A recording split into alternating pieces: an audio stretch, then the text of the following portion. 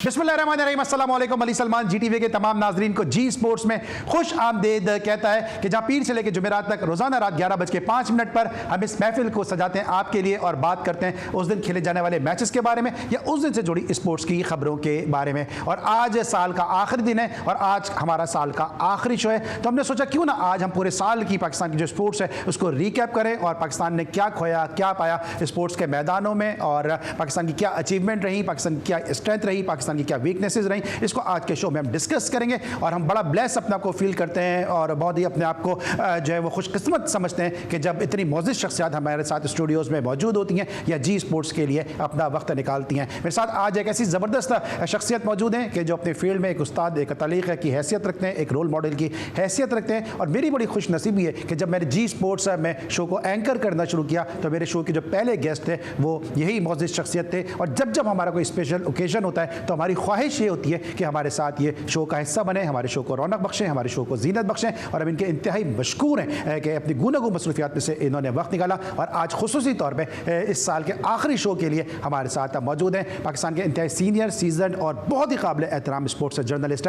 अब्दुल माजिद भट्टी साहब हमारे साथ स्टूडियोज़ में मौजूद हैं। शो में खुश आमदीद कहते हैं। अस्सलाम वालेकुम सर, कैसे हैं आप? जी वालेकुम सलाम। पहले तो आपका बहुत बहुत मैं शुक्रिया अदा करता हूँ, बहुत मशकूर। बहुत शुक्रिया कि आप हर बार इसी तरह तारुफ कराते हैं कि मैंने पहला शो इनके साथ किया, लेकिन आपके साथ जब भी शो करते हैं मज़ा आता है। Sir thank you so much. हम बड़ा ऑनर और बड़ा ब्लेस फील करते हैं जब आप जैसी जो है पुरशफ़क़त और पुरमशक्क़त जो है वो शख्सियत का साथ जो है हमारे साथ होता है। सर ये बताइएगा सबसे पहले तो कि पाकिस्तान पहली टीम बन गई जिसने ऑस्ट्रेलिया को शिकस्त दी है, फिर उसके बाद साउथ अफ्रीका को वाइट वॉश किया। लगता है आपको कि वनडे में पाकिस्तान की टीम एक शेप में आ चुकी है? देखिए हमारी टीम अगर आप देखें बेहतर हो रही है, लेकिन परफॉर्मेंस पैचेस में दे रही है कि हम जब जीत रहे हैं ऑस्ट्रेलिया से, उसके बाद फिर जब साउथ अफ्रीका आते हैं तो वनडे सीरीज T20 सीरीज़ हम वाइट वॉश हो जाते हैं, लेकिन फिर वनडे सीरीज़ में हम उनको तीनों मैचों में क्लीन स्वीप कर देते हैं। मेरा ख्याल में अच्छी टीम है, बेहतर टीम है, रिजवान अच्छे तरीके से लेके चल रहे हैं, लेकिन एक दो जो गैप्स हैं वो शायद फिल करना पड़ेंगे वनडे में। जिस तरह एक ओपनिंग स्लॉट की अगर बात करें तो अब्दुल्ला शफीक ने काफ़ी डिसअपॉइंट किया।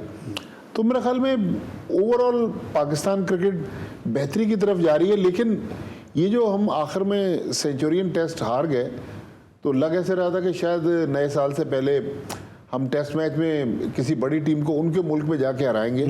तो मेरा ख्याल है अगर बेहतर प्लानिंग होती, कुछ हमारे कप्तान आउट ऑफ द बॉक्स सोचते तो हम साउथ अफ्रीका को हरा सकते थे। लेकिन वो जो क्रंच मोमेंट्स थे, मुझे तो ये समझ में नहीं आया कि शान मसूद ने जब ये पार्टनरशिप थोड़ी सी लंबी हो रही थी 9वीं विकेट की, तो वहाँ साइम अय्यूब और सलमान अली आगा का ऑप्शन मौजूद था।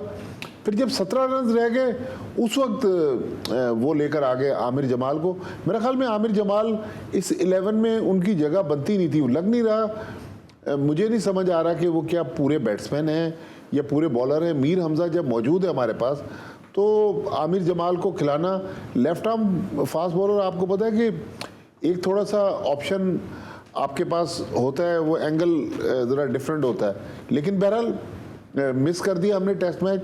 शायद कि अब सीरीज़ में केप टाउन टेस्ट में हम शायद इतने करीब साउथ अफ्रीका के नहीं आ सकेंगे। क्या वजह समझ में आ रही है आपको कि शान मसूद की कैप्टनसी में मुसलसल बात हो रही है और जितने मैचेस भी अभी तक हमने उनकी कैप्टनसी में खेले हैं, साउथ अफ्रीका में भी अगर हम खेलें 7 लास्ट मैचेस जो टेस्ट मैच खेले पाकिस्तान ने 7 के 7 में पाकिस्तान को शिकस्त हुई है। जो हमने कामयाबी भी हासिल की उसमें भी जो है वो साजिद खान का और नौमान अली का ज़्यादा रोल रहा, कैप्टनसी उसमें भी हमें फ्लॉज नज़र आए थे।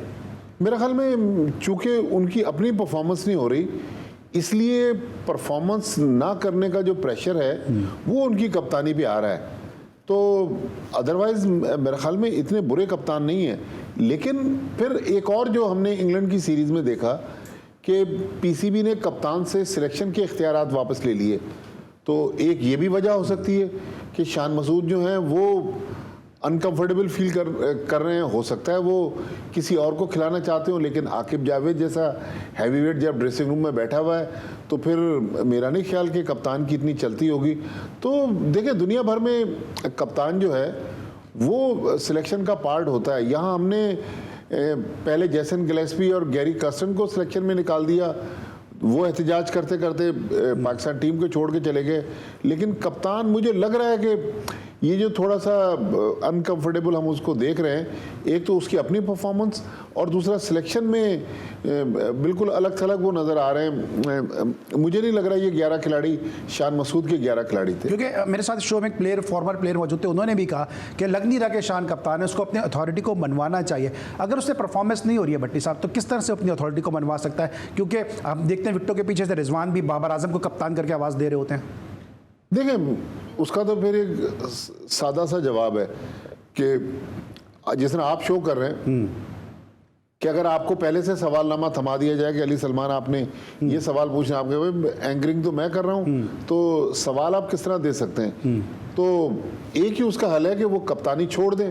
लेकिन अगर वो कप्तानी छोड़ेंगे, फिर जो $1 मिलियन क्वेश्चन है, क्या वो पाकिस्तान टीम में उनको जगह मिल सकेगी? मेरे ख्याल में इमामुल हक, हुरैरा ये पीछे बैठे हुए हैं। फिर शान मसूद, अगर अभी केप टाउन टेस्ट बाकी है, या तो उसमें कोई धुआंधार परफॉर्मेंस दे दें, मैच विनिंग परफॉर्मेंस दे दें, फिर तो ठीक है।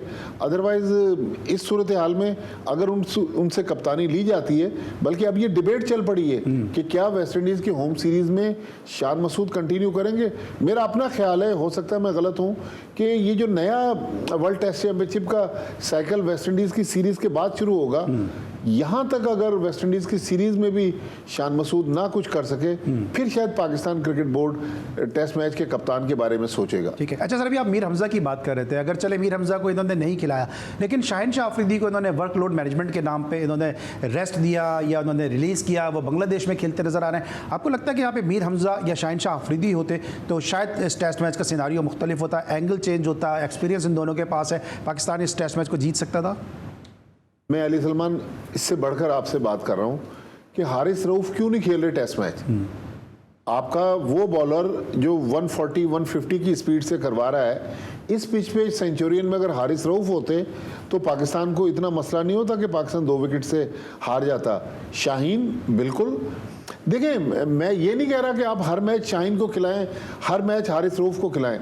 जब आप सेंट्रल कॉन्ट्रैक्ट देते हैं तो उसमें सर्टेन क्लॉजेज होती है ना, उन क्लॉजेज के मुताबिक मेरा ख्याल में मोहम्मद हसनैन, उसकी भी अच्छी खासी स्पीड है। लेकिन जो असल बात है कि हम अपनी क्रिकेट की तो बात करते हैं, लेकिन इन लड़कों को फर्स्ट क्लास क्रिकेट में भी तो भेजे ना। अभी कायद-ए-आज़म ट्रॉफी फाइनल स्टेज में आ गया, जब इंग्लैंड की सीरीज में रेस्ट कर रहे थे शाहीन और बाबर, इन्होंने एक कायद-ए-आज़म ट्रॉफी का मैच नहीं खेला। और जो मेरी इत्तलात हैं कि शाहीन ने पीसीबी की सिलेक्शन कमेटी से रिक्वेस्ट की थी कि मैं चैंपियंस ट्रॉफी तक वाइट बॉल पे फोकस करना चाहता हूँ। अब देखें, हमारा छोटे भाइयों की तरह है शाहीन, कि जब आप सेंट्रल कॉन्ट्रैक्ट ले लेते हैं, एक कैटेगरी में आपको 40 से 50 लाख रुपए महीने के मिल रहे हैं, तो फिर आप किस तरह कह सकते हैं कि मैं इस फॉर्मेट में खेलूंगा और इसमें नहीं खेलूंगा? तो मेरे ख्याल में अगर आप पाकिस्तान क्रिकेट की बात करते हैं, वो बांग्लादेश प्रीमियर लीग में भी खेले, IL T20 में भी खेले, लेकिन जहाँ नेशनल ड्यूटी और ख़ास तौर पर साउथ अफ्रीका जैसी टीम के खिलाफ, ठीक है वेस्ट इंडीज़ के खिलाफ आप उसको रेस्ट दे देते, लेकिन साउथ अफ्रीका के खिलाफ मेरे ख्याल में शाहीन को भी होना चाहिए था, हारिस को भी होना चाहिए। लेकिन अब चूँकि आकिब जावेद हेड कोच बन गए, अब वो प्लानिंग तो करें कि कौन से लड़के उनके प्लान में हैं और कौन से लड़के उनके प्लान से बाहर हैं। लेकिन अभी तक कोई क्लैरिटी नज़र नहीं आ रही। अब जिस तरह साजिद खान को हम देख लें ना, 19-20 विकेट लेने के बाद वो पाकिस्तान के टेस्ट स्क्वाड का भी हिस्सा नहीं है। मेरा ख्याल है, माजी में भी हमने देखा है, इस तरह जब सिचुएशन होती है कि लड़के की बहुत परफॉर्मेंस होती है तो पीसीबी कहता है चलें एक इजाफी प्लेयर भेज दें, चाहे उसको मैच ना खिलाना हो, लेकिन उसका दिल बड़ा हो जाता है कि चले मैं भी टीम के साथ हूँ। आप सपोर्ट स्टाफ में से किसी एक को कम करके साजिद को डाल देते, लेकिन साजिद को उसकी मेहनत का सिला नहीं मिला। ठीक है, मैं ये नहीं कह रहा कि वो टेस्ट मैच खेल जाता या 11 में उसकी जगह बनती, लेकिन साजिद को मेरे ख्याल में टीम के साथ जाना चाहिए था। ठीक है, हम गुफ्तगू कर रहे हैं पाकिस्तान क्रिकेट के हवाले से, और वाजिद भट्टी के साहब के साथ हम कंप्रिहेंसिवली इस 2024 को डिस्कस, साउथ अफ्रीका टूर को हमने डिस्कस किया, लेकिन पाकिस्तान में जो है वो मोहम्मद रिजवान की कप्तानी के हवाले से भी गो के वाइट वॉश ज़रूर किया है, लेकिन बहुत ज़्यादा बात की जा रही है। साथ साथ बाबर आजम का जो मुस्तकबिल है शॉर्टर फॉर्मेट में, इस पर भी गुफ्तगू की जा रही है, इसको भी डिस्कस करेंगे एक छोटे से ब्रेक के बाद।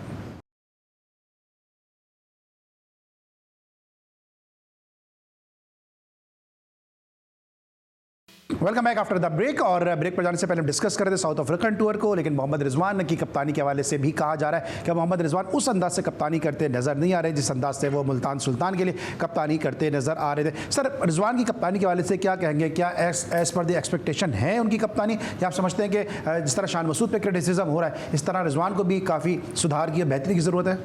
देखिए, मुल्तान सुल्तान की कप्तानी करना और पाकिस्तान की ऑस्ट्रेलिया और साउथ अफ्रीका के खिलाफ कप्तानी करना मेरा ख्याल दोनों ज़मीन आसमान का फ़र्क है। ठीक है, वो बेहतरी की हर वक्त गुंजाइश होती है, लेकिन जहाँ तक मेरा ख्याल है अब हमारे पास शान को भी हम कह रहे हैं कि कप्तान नहीं होना चाहिए, बाबर आजम खुद कप्तानी छोड़ गए, तो अब हमारे पास फिर ऑप्शन कहाँ बचा? तो मेरे ख्याल में अब ये रिजवान का ऑप्शन है। सलमान अली आगा, मुझे समझ में नहीं आ रहा कि सलमान अली आगा को कप्तान बनाने के लिए इतने जतन क्यों पीसीबी कर रहा है? अगर उसमें लीडरशिप क्वालिटी होगी तो वो खुद ब खुद करेगा। लेकिन देखिए, कप्तान कोई भी हो, हमने पाकिस्तान क्रिकेट की हिस्ट्री में जो उरूज व ज़वाल देखे हैं उसके मुताबिक कप्तान उसी वक्त ग्राउंड में अपनी अथॉरिटी मनवाता है जब वो ग्राउंड में परफॉर्मेंस दे। जब कप्तान की ये माइक ब्रेले जब इंग्लैंड के कप्तान थे तो इंग्लैंड का कल्चर डिफरेंट था। हमारे कल्चर में वो प्लेयर जिसकी अपनी परफॉर्मेंस नहीं है वो मेरे ख्याल में कप्तानी नहीं कर सकता। लेकिन टेस्ट फॉर्मेट में अभी जो हमने इन साउथ अफ्रीका की पिचेस पे देखा, रिजवान की मेरे ख्याल टेक्निक में कुछ मसला है। यहाँ पर हमें रिजवान को या तो उसकी टेक्निक बेहतर करवाना पड़ेगी। सवाल ये भी है ना कि जो हमने बैटिंग कोच शाहिद असलम साहब भेजे हैं, क्या ये बड़े प्लेयर शाहिद असलम साहब से सीखेंगे इस स्टेज पे जब वो दुनिया में आईसीसी अवार्ड्स जीत चुके हैं, रैंकिंग में नंबर 1-2 रहे हैं? तो मेरा ख्याल में जब इतना पैसा हम फॉरेन कोचेस पे लगा के फॉरेन कोचेस को तैयार करते हैं, अब पाकिस्तान के जो बैटिंग कोच थे last year 50 over world cup में, तो वो बाद में चले गए अफगानिस्तान की टीम में। अब अफगानिस्तान की टीम आप देखें जो जिम्बाब्वे के खिलाफ टेस्ट मैच में 600 रन बनाए, लेकिन अफगानिस्तान ने शायद 699 या कितने, तो एक बड़ा पहाड़ जैसा स्कोर उन्होंने भी खड़ा कर दिया। मॉर्नी मॉर्कल हमारे बॉलिंग कोच थे, इंडिया ले गया। तो हम डिस्कवर करके लाते हैं और हमारी प्रोडक्ट फिर लोग लूट लेते हैं। तो इस पे भी हमें नजरसानी करने की ज़रूरत है कि अगर किसी को लाएं उसको 2-3 साल का टर्म तो दे देना। अचानक 1-2 महीने या 5-6 महीने के लिए लाकर पाकिस्तान क्रिकेट की भी देखें। ये जो भी जैसन गिलेस्पी और गैरी कस्टर ने जो रिज़ाइन किया है, मैं तो कहता हूं कि जैसन गिलेस्पी ने तो एक इंटरव्यू भी दे दिया। गैरी कस्टन शरीफ आदमी है, उन्होंने भी खामोश होकर बैठ गए। लेकिन पाकिस्तान क्रिकेट के लिए ये चीज़ अच्छी नहीं हो रही। हम गलत मैसेजिंग कर रहे हैं वर्ल्ड में। अब दुनिया में बड़े प्लेयर्स पाकिस्तान टीम के कोच बनने से पहले 10 बार सोचेंगे कि हमारे साथ क्या होगा। हमने 50 ओवर का जो वर्ल्ड कप था, ग्रांट ब्रैडबर्न को हटाया, उनका पूरा कोचिंग स्टाफ हटा दिया, मिकी आर्थर हट गए। तो फॉरेन कोचेस को या तो लाए ना, अगर लाएं तो उनको उनका टर्म पूरा करने दें। पहले जो लोग पीसीबी को ये चेयरमैन को बताते हैं कि साहब आप गैरी कस्टन को रख लें, जैसन गिलेस्पी को रख लें, पहले चेक तो करें अपने फॉरेनर प्लेयर्स लाइक वसीम अकरम, वकार यूनुस जो इन मुल्कों में रेगुलर जाते हैं, उनसे पूछें कि इनका ट्रैक रिकॉर्ड क्या है। लेकिन इस तरह बीच में 1-1, 2-2 महीने बाद अगर कोचेस छोड़ के चले जाएंगे तो मेरे ख्याल में उससे पाकिस्तान क्रिकेट की बदनामी होगी।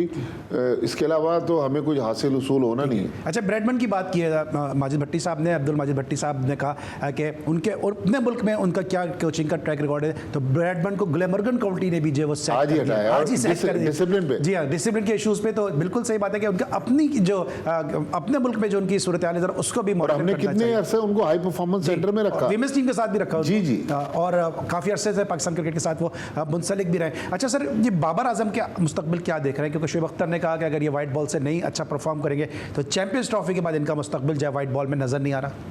देखें, अभी केप टाउन टेस्ट बाकी है।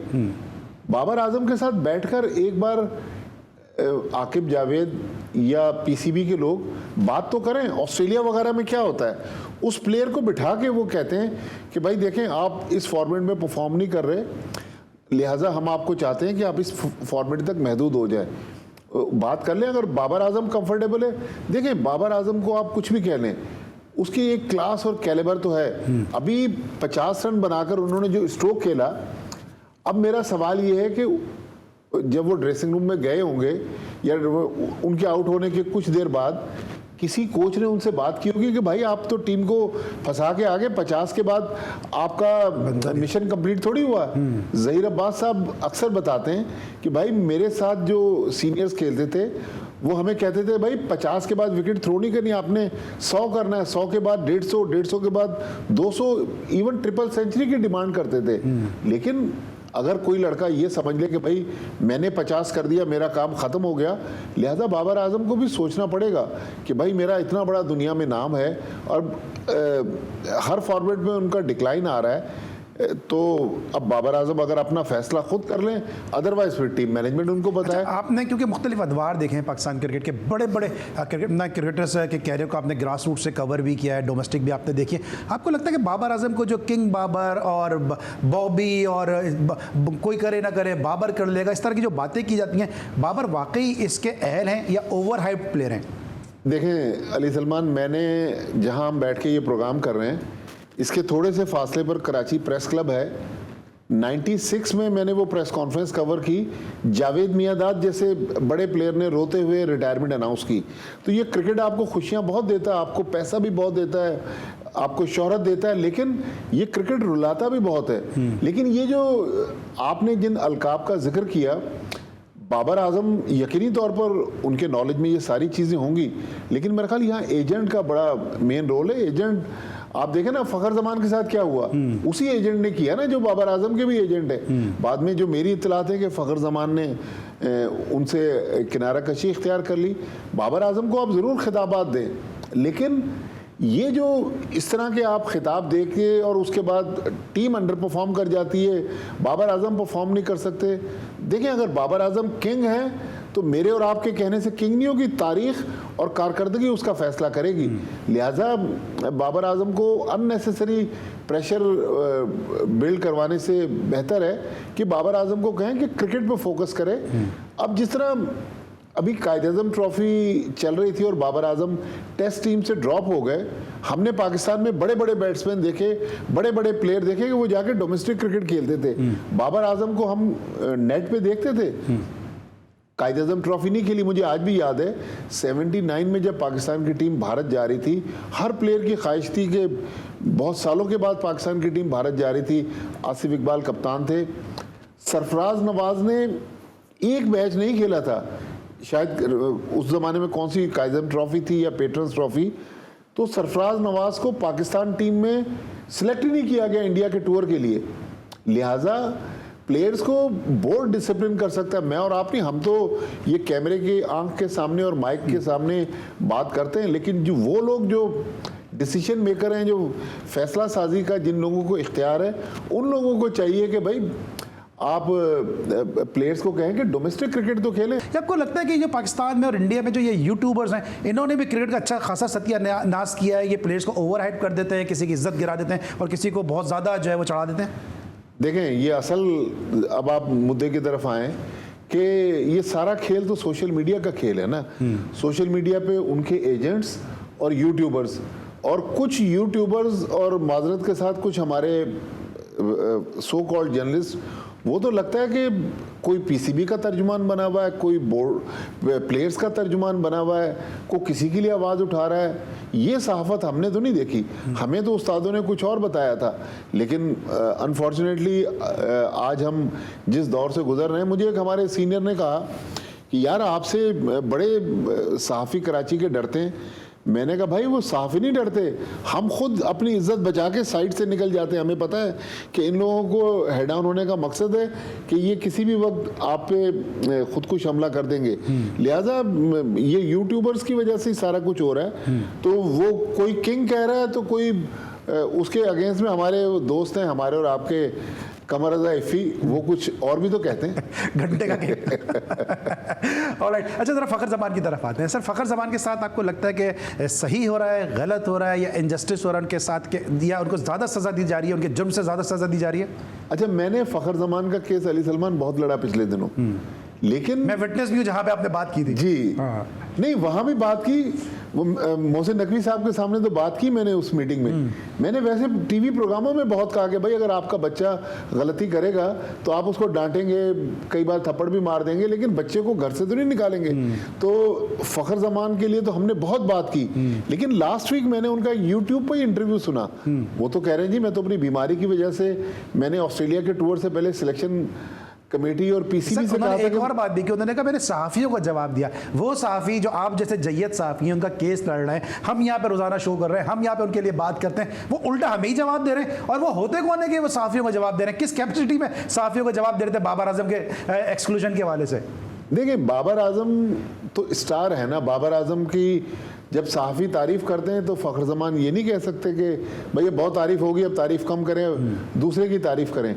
तो लिहाजा मेरा ख्याल में अब ये फ़खर ज़मान ने जो जिस तरह ट्रैक बदला है, अब वो कह रहे हैं जी मुझे तो थायराइड का कोई इशू था, मुझे डॉक्टरों ने कहा था और मैंने 2 महीने का ब्रेक लिया हुआ था। डोमेस्टिक खेल रहे हैं, डोमेस्टिक खेल रहे हैं, कैचेस भी अच्छे ले रहे हैं, अच्छे कैचेस ले रहे हैं। तो अब हमें समझ में नहीं आ रहा कि फ़खर ज़मान का वो पॉइंट ऑफ व्यू जिसमें वो कहते हैं कि मैंने तो बाबर आजम के लिए पहले ट्वीट कर दिया था, हालांकि टाइमलाइन उस ट्वीट की चेक कर लें, अब शायद वो डिलीट कर दिया, किसी ने तो सेव किया होगा, तो टाइमलाइन अगर चेक कर लें तो उसी वक्त जब बाबर आजम टीम से ड्रॉप हुए उसी वक्त उन्होंने कहा कि लेकिन बीमारी का अगर मसला था तो पीसीबी तो ज़रा सी बात पर प्रेस रिलीज भेज रहा होता है तो मीडिया को बताने की तो कोशिश करता, उनको एजुकेट करता कि भाई आप गलत बात कर रहे हैं, फ़खर ज़मान बीमार हैं। और जब टीम में वो शामिल नहीं थे, जिस दिन प्रेस रिलीज आपने निकाला उसमें लिखना चाहिए था कि फ़खर ज़मान ने हमसे 2 महीने का ब्रेक मांगा है। ठीक है, हम बात कर रहे हैं फ़खर ज़मान के हवाले से, पाकिस्तान क्रिकेट के दीगर मामलात के हवाले से। इस वक्त लेंगे हम एक ब्रेक, और जब ब्रेक के बाद वापस आएंगे तो ज़रा फ्लैशबैक में जाएंगे और T20 वर्ल्ड कप में जो पाकिस्तान सुपर 8 में भी नहीं पहुंचा, पाकिस्तान को अमेरिका जैसी टीम के हाथों शिकस्त का सामना करना पड़ा, बांग्लादेश पाकिस्तान को होम सॉइल पर हरा के चले गए, बहुत सारे मुद्दों पर बात करेंगे senior sports journalist Abdul Majid Bhatti साहब से। मिलते एक छोटे से ब्रेक के बाद।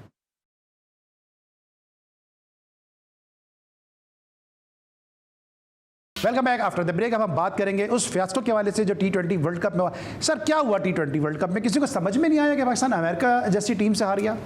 मेरे ख्याल में हमने जब क़यादत चेंज की ना, न्यूजीलैंड के 5 मैचेस के बाद हमने अचानक शाहीन शाह अफरीदी को कप्तानी से हटा के फिर बाबर आजम को कप्तानी दे दी, और मज़े की बात बाबर आजम ने कबूल भी कर ली। तो मेरे ख्याल में अगर ज़का अशरफ साहब ने सही किया या गलत फैसला किया, बोर्ड चेंज हो जाते हैं, लेकिन इस तरह डिसीजन चेंज हो जाना मेरा ख्याल में सही नहीं था। लेकिन अमेरिका जैसी टीम से सुपर ओवर में हार जाना, ये पाकिस्तान क्रिकेट के लिए मेरे ख्याल में शर्मनाक है। हमने बड़ी बड़ी पाकिस्तान टीम की शिकस्तें देखी, लेकिन ये भी मेरा ख्याल तारीख में जब पाकिस्तान की बदतरीन शिकस्तें देख लें, या मुझे एक याद आ गया कि 2007 के वर्ल्ड कप में जब पाकिस्तान आयरलैंड से हारा, तो मैंने जियो न्यूज़ पे जहाँ मैं काम करता हूँ मैंने कहा था कि आज पाकिस्तान क्रिकेट का स्याह तरीन दिन है और पाकिस्तान की क्रिकेट जो है वो किंगस्टन जमैका में दफन हो गई। तो मेरा ख्याल में ये शिकस्त उससे भी बदतर शिकस्त थी। अमेरिका जैसी टीम जो बिल्कुल नई आई थी, आयरलैंड तो चलें फिर भी उसका कोई थोड़ा बहुत तो मकाम था। तो मेरा ख्याल में साल में पाकिस्तान हालांकि जिम्बाब्वे से भी हारा, आयरलैंड से भी T20 मैच हारा, लेकिन ये जो शिकस्त थी पाकिस्तान की अगेंस्ट अमेरिका, उससे पाकिस्तान टूर्नामेंट से भी बाहर हो गया। तो ये मेरे ख्याल में बदतरीन शिकस्त थी। अच्छा, क्या वजह समझते हैं कि पाकिस्तान, जिस तरह आपने खुद भी कहा, पाकिस्तान आयरलैंड से भी हार रहा है, पाकिस्तान बांग्लादेश से भी हार रहा है, पाकिस्तान जिम्बाब्वे से भी हार रहा है, पाकिस्तान USA से भी हार रहा है, और पाकिस्तान की जो परफॉर्मेंस है ये हमारा स्टैंडर्ड ऑफ क्रिकेट नहीं है। क्या वजह समझते हैं कि पाकिस्तान इस नहज पर आ गया? मेरे ख्याल में जो PCB में ऊपर तले तब्दीलियाँ हो रही हैं, मैं ये नहीं कह रहा कि ज़का अशरफ साहब बुरे थे या मोहसिन नकवी साहब बहुत अच्छे हैं। जो भी लोग आ रहे हैं PCB में, हर बंदा अपनी टीम ला रहा है। अब जिस तरह मोहसिन नकवी साहब आए, गैरी कर्स्टन और जैसन गिलेस्पी को वहाब रियाज को लेकर आए, पहले वहाब रियाज को ले आए। तो ये जो तवातुर के साथ चेंजेस हो रही है ना, कप्तान चेंज हो रहे हैं, फिर वहाँ प्लानिंग चेंज हो रही है, सिलेक्शन कमेटी बीच सीरीज में चेंज हो गई। तो मेरा ख्याल में जब तक हम अपने सिस्टम को टाइम नहीं देंगे, मुस्तकिल मिजाजी कंसिस्टेंसी नहीं लाएंगे, तो इस किस्म के सानिया फिर फ्यूचर में भी हमें देखने को मिलेंगे। ठीक है सर, चैंपियंस ट्रॉफी का क्या मुस्तकबिल नज़र आ रहा है कि चैंपियंस ट्रॉफी इंडिया नहीं आ रही है, पाकिस्तान अब वहाँ नहीं जाएगा, ये पाकिस्तान के लिए क्या फतह है, इंडिया की हार है, या आप समझते हैं इंडिया को यहाँ पे एज हासिल हो गया? देखिए, इंडिया ज्यादती कर रहा था। पाकिस्तान तो 2011 के वर्ल्ड कप में गया, 2016 में गया, 2023 में गया, और उसके अलावा 2012-13 में ज़का अशरफ साहब जब थे तो T20 और वनडे सीरीज खेलने गया। एक बार पाकिस्तान की विमेंस टीम तो हम 5 बार गए। लेकिन इंडिया जो पॉलिटिक्स कर रहा था, मेरे ख्याल में पीसीबी ने, गवर्नमेंट ऑफ पाकिस्तान ने जो किया, मैं बिल्कुल उसका हामी हूँ। विन विन सिचुएशन है। पाकिस्तान अगर इंडिया हमारे मुल्क में नहीं आ रहा तो हम क्यों इंडिया के मुल्क में जाएं? मेरा ख्याल में 3 साल तो चलें, अल्लाह ताला ने ज़िंदगी दी तो गुजर जाएंगे, लेकिन जब तक इंडिया पाकिस्तान नहीं आता, अब पाकिस्तान भी इसको मशरूत कर दे। बल्कि आप तो मौजूद थे, मोहसिन नकवी साहब ने उस मीटिंग में भी कहा था कि अब जब तक इंडिया नहीं आएगा हम भी इंडिया नहीं जाएंगे। तो मेरे ख्याल में बिल्कुल पाकिस्तान ने सही किया। फिर पाकिस्तान को एक विमेंस T20 वर्ल्ड कप की मेज़बानी मिल गई, लेकिन इससे अच्छी डील मेरे ख्याल में हो नहीं सकती थी। अब इंडिया, ज़ाहिर है, पूरा पैसा स्पॉन्सर्स का इंडियन कंपनियों का लगा हुआ है, लिहाजा इंडिया अपनी टर्म जो है वो डिक्टेट करवा रहा है। तो मेरे ख्याल में क्रिकेट के साथ अच्छा नहीं हो रहा। मैं तो 2023 में भी इंडिया में तकरीबन 5-6 हफ्ते गुजार के आया। वहाँ तो आपको नहीं लगता कि आप दूसरे मुल्क में चले गए। अच्छा। वो जब पाकिस्तान में आते हैं, यहाँ भी हमारी मेज़बानी के लिए इंडियन सहाफ़ियों ने किताबें लिख दी, लेकिन उनका बोर्ड और उनकी गवर्नमेंट यहाँ खेलने के लिए तैयार नहीं। अच्छा सर, वक्त थोड़ा महदूद है, क्विकली मैं आपसे 2-4 सवाल करूँगा। आपको लगता है कि हमारे जो फॉर्मर चेयरमैन है उन्होंने भी काम ख़राब किया? बल्कि मैं उस प्रेस कॉन्फ्रेंस में था कि जहाँ पे रमीज़ राजा जो उस वक्त चेयरमैन थे, उन्होंने कहा कि भाई भट्टी साहब को खुश रखें तो सब सही रहेगा। फिर रमीज़ राजा साहब ने जाते हुए मेरे बारे में एक बयान भी दे दिया। तो ये क्रिकेटर्स, आपको पता है कि पल में तोला पल में माशा हो जाते हैं। हालांकि रमीज़ से मेरी 1984 में श्रीलंका की टीम कराची में आई हुई थी, और शहर में कोई बड़ी किसी कम्युनिटी का फंक्शन था, तो शहर के सारे होटल बुक थे। पाकिस्तान टीम एयरपोर्ट पे ठहरी हुई थी होटल में। तो मैं, पहली मुलाकात मेरी जब रमीज़ राजा से हुई तो मोहसिन कमाल उनके रूममेट थे। मेरी उस वक्त से उनसे सलाम दुआ है। ज़ाहिर है वो अपना काम कर रहे हैं, हम अपना काम कर रहे हैं, लेकिन इनका पता नहीं चलता। क्रिकेटर्स, किसी ने कोई कान में कोई फूंक दे दी हो, किसी ने कोई, उन्होंने कहा कि इंडिया ग्रांट देता है तो हमारा बोर्ड हमारी क्रिकेट चल रही है, इस किस्म के स्टेटमेंट देना बनता था एज ए चेयरमैन उनका?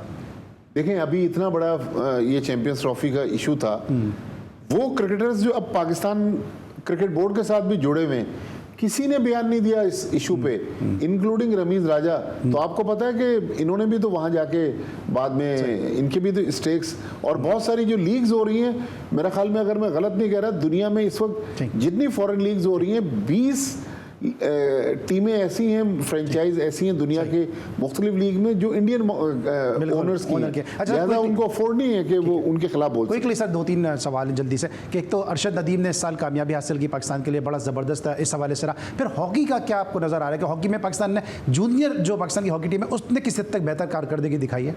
देखें, अरशद नदीम नो डाउट 2024 में पाकिस्तान के लिए बहुत बड़ी अचीवमेंट है, लेकिन मैंने उस कामयाबी के बाद शायद 5-6 महीने हो गए अरशद नदीम को कभी ट्रैक पे ही नहीं देखा।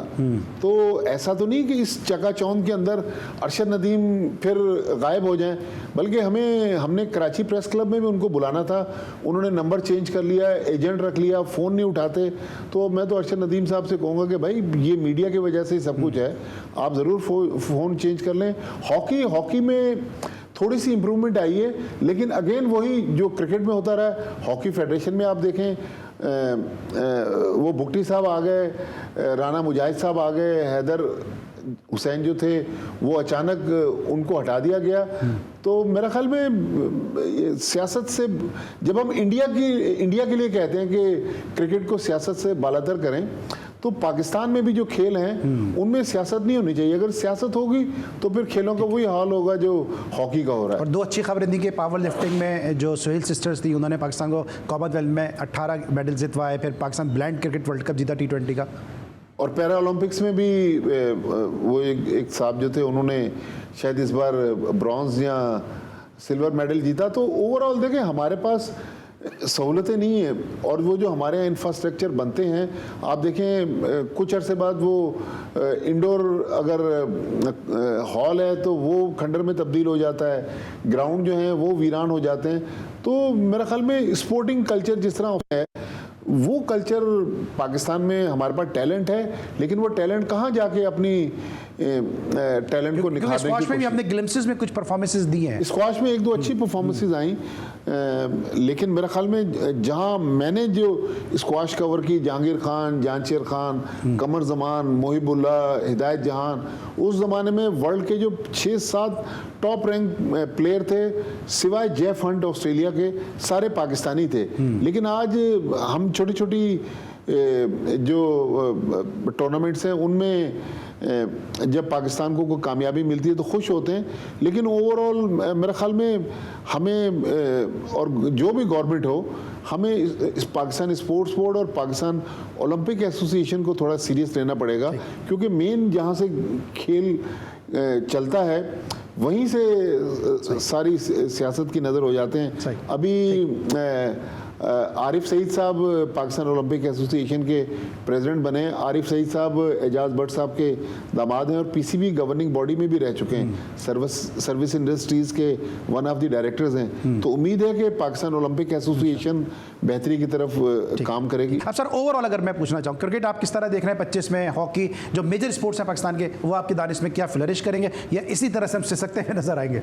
देखिए मोहसिन नकवी साहब जिस तरह कोशिशें कर रहे हैं, शायद उनको अब क्रिकेट की पॉलिटिक्स भी समझ आ गई होगी, लेकिन अगर वो पीसीबी हेडक्वार्टर में अपना हाउस इन ऑर्डर कर दें, वो अफसरान जो बदइंतज़ामी में मुलविस हैं उनको थोड़ा साइडलाइन कर दें। ज़ाहिर है देखें क्रिकेट बोर्ड में आना मसला नहीं है, किसी अफसर को पीसीबी में से निकालना बहुत बड़ा मसला है, क्योंकि सियासी मामलात जो हैं उनसे वो अफसरान जुड़े रहते हैं। तो लिहाजा मुझे उम्मीद है कि मोहसिन नकवी साहब ने जिस तरह चैंपियंस ट्रॉफी का इशू चलाया है और थोड़ी पाकिस्तान टीम में भी हमें बेहतरी नज़र आ रही है, तो 2025 में पाकिस्तान को अच्छी खबरें मिलेंगी। आई होप कि जब चैंपियंस ट्रॉफी का फाइनल जो लाहौर में हो और पाकिस्तान की टीम फाइनल खेल रही हो, फिर आप देखिएगा कि पाकिस्तान में क्रिकेट का खेल कहाँ जाता है। और लाहौर में होने का मतलब ये है कि फिर इंडिया की टीम फाइनल में नहीं होगी, तो पाकिस्तानियों के लिए ये फिर डबल खुशी हो जाएगी। ठीक है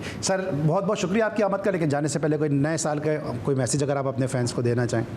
मेरा अली सलमान सिर्फ नौजवानों को पैगाम है, ज़ाहिर है खेल से ज़्यादा नौजवान ही जुड़े हुए हैं। ज़िंदगी में नौजवानों को मैं अक्सर ये बहुत सारी जगहों पर ये पैगाम दे चुका हूँ कि ज़िंदगी में शॉर्टकट से अवॉइड करें। चाहे सड़क पे जो रॉन्ग साइड से गाड़ी ला के शॉर्टकट पे जाने की कोशिश करके हादसे का शिकार हो जाते हैं, या पाकिस्तान टीम में या कराची, लाहौर, पिंडी, इस्लामाबाद की टीम में आने के लिए शॉर्टकट मारने की कोशिश करते हैं, उससे अवॉइड करें। जो एक रास्ता है उसको पकड़ें, अपनी मंजिल हासिल करें। हमारे मुल्क में देखें बहुत सारी अपॉर्चुनिटीज़ हैं।